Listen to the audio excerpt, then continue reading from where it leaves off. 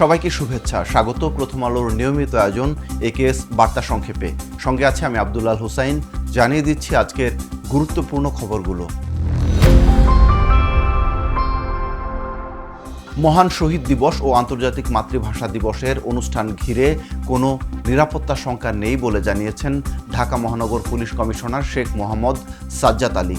শুক্রবার সকালে কেন্দ্রীয় শহীদ মিনার পরিদর্শন শেষে এক ব্রিফিংয়ে তিনি একথা বলেন।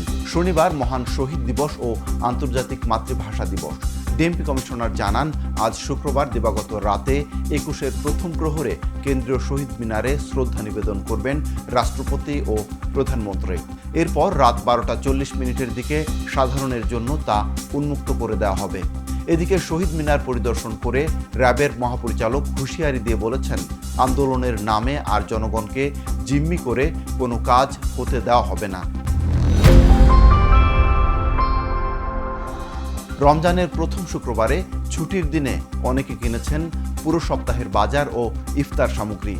এই সুযোগে রাজধানীর বিভিন্ন বাজারে মাছ, মাংস সহ নিত্যপণ্য বিক্রি হচ্ছে চড়া দামে।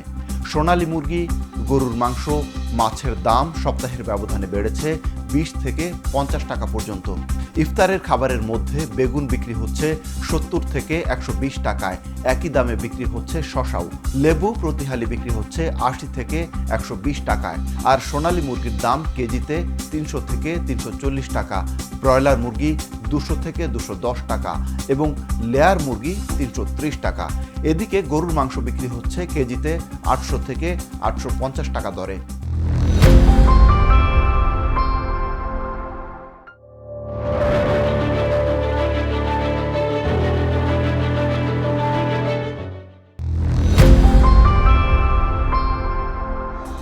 গাইবান্ধায় ছিনতাইকারী সন্দেহে দুজনকে পিটিয়ে হত্যা করা হয়েছে। ঘটনাটি শুক্রবার ভোরে সাদুল্লাপুর উপজেলার মোজাহিদপুর এলাকার। ওই ঘটনার একটি ভিডিও সামাজিক যোগাযোগ মাধ্যমে ছড়িয়ে পড়েছে। গণপিটুনিতে দুজন নিহতের বিষয়টি নিশ্চিত করেছেন গাইবান্ধা থানার ওসি সারোয়ারে আলম খান। তিনি প্রথম আলোকে জানান, একটি মোটরসাইকেলে করে ৩ জন মোজাহিদপুর এলাকায় আসেন। তারা এক ব্যক্তির পথ রোধ করে ছিনতাইয়ের চেষ্টা করেন। তখন ভুক্তভোগীর চিৎকারে সন্দেহভাজন ব্যক্তিদের দুজনকে আটকে বেদম পিটুনি দেয় বিক্ষুব্ধ জনতা। এতে ঘটনাস্থলেই তাদের মৃত্যু হয়। যুক্তরাষ্ট্রের সঙ্গে চুক্তি করতে ইরানকে মাত্র ১০ দিন সময় বেঁধে দিয়েছেন মার্কিন প্রেসিডেন্ট ডোনাল্ড ট্রাম্প। নির্ধারিত সময়ে চুক্তি না হলে ইরানে হামলার হুমকিও দিয়েছেন। পেন্টাগনের কয়েকজন কর্মকর্তার মতে, চলতি সপ্তাহের শেষের দিকেই ইরানে হামলা চালানোর প্রস্তুতি নিয়েছে ওয়াশিংটন।